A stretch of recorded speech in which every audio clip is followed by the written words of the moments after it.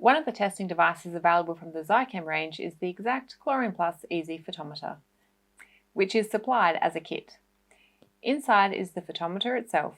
This particular unit has testing capabilities for up to 9 different agents, including chlorine dioxide up to 6 ppm, free chlorine up to 12 ppm, and hydrogen peroxide up to 130 ppm, which makes it a very efficient measurement device for testing water quality.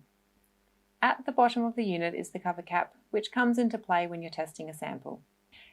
There's also the glycine strips and DPD-1 strips, which are both used in the test for chlorine dioxide. The DPD-1 strips can also be used on their own to test free chlorine.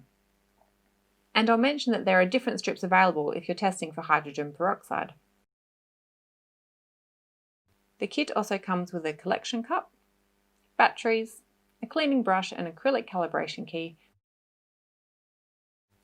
Last but not least, there's a detailed instruction manual which goes through all 9 of the tests the unit can do, including lots of pictures to illustrate each step. It also details the care instructions for the unit so that you get a long life out of the photometer.